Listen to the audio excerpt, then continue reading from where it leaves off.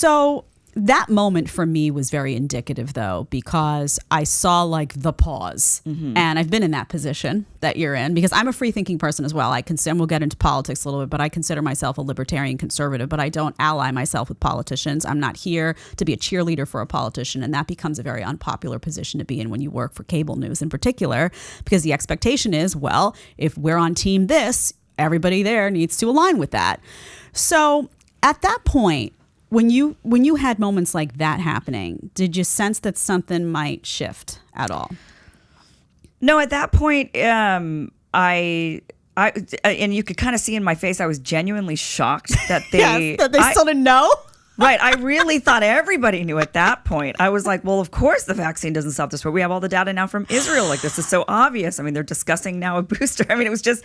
I wonder when the date of that was, if it coincides with me. It was August, like it was like August, maybe 4th or 9th or 11th, something like that. Okay. Well, let me tell you, I went on The View in November, and I don't know if you saw this, but yes. I went on and I was shouted down as misinformation for simply saying that if you get the vaccine, you can still spread COVID. Yeah. You can still get it. And I did a radar on that, actually. It was right. And it was like as if I had said something crazy. In the meantime, by that point, the CDC had even acknowledged that. So it was absurd that it would be labeled misinformation, but this doesn't surprise me at all.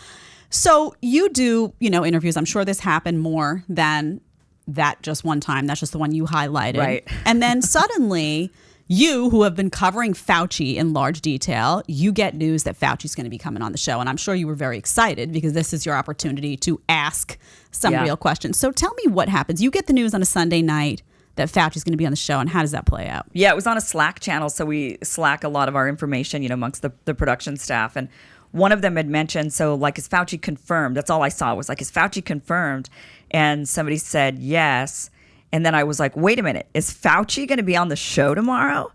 And everything went radio silent. No one said anything on the Slack channel from that point forward. And then a few hours later, I get a phone call from the producers. And they were like, well, so about Fauci. So here's the thing. They asked who was interviewing him. Of course they did. Yeah, and then they said, we said Robbie and Batya. We didn't put your name in. And then they asked again.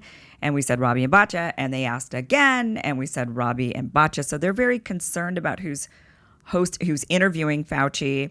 We've already told them Robbie and Batya. So, and I was like, no, guys, I mean, it's all or nothing. I mean, just don't do the interview then. If they're not going to have me on there, then don't do the interview. You're going to upset the audience massively. I mean, if you don't have me on that interview, the audience will know. They won't trust you ever again. Like, this will be like CNN. I mean, the audience trust is everything. They will not trust you. So just don't do it then. Go back to his team. Say I'm on it. If they back out, then we do a segment on that instead of the interview with Fauci. We talk about how he backed out, that he was a coward and he wasn't willing to face all of America.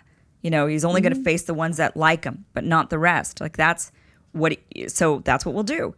And they said, oh, okay, okay. And then I prepared for that interview. And then the next morning, right before I was supposed to go on, they called me again and said, sorry, we're going to have this really uncomfortable conversation, but we've decided that we're not going to go back to the Fauci team and tell them that you're on it, that instead we're just going to go forward with the interview as scheduled. And I just said, the audience will not trust you. And then everything I have told the audience over the last year, that the reason I'm sitting here, the reason I left independent media to come and work on the corporate side was that I was not going to be censored, held back, or limited in any way. And you guys are going to basically crash everything I've been saying for the last year and ruin that. And then how can I come back? Because I've been saying I'm here because I'm not being limited or censored. The minute you do that to me, I can no longer say that. So I can no longer be here. You're putting me in this horrible position. That was 2 hours before the interview. I then, for the next 2 hours, proceeded to message all of them, including the hosts, them, the management. I told everybody, if you do this, you put my future at Rising at risk.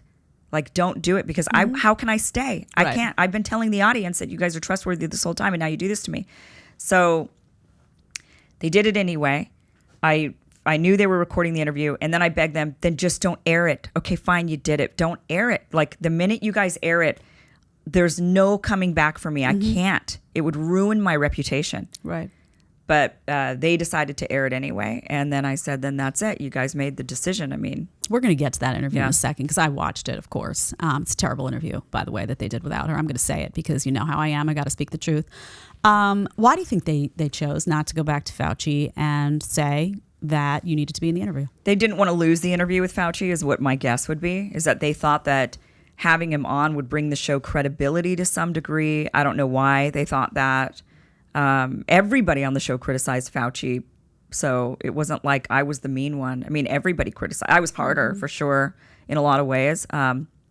Certainly, I'd covered COVID way more than any of the other hosts, so it was for sure my beat more than anybody else's.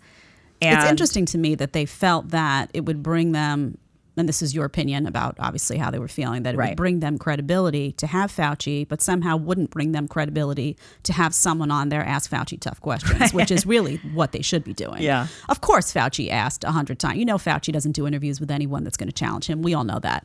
So it's unsurprising that he asked who was going to be in the interview, and I think he got exactly what he wanted when I saw the interview. If you like the short clip, you can catch another one here, or you can catch the full episode right here.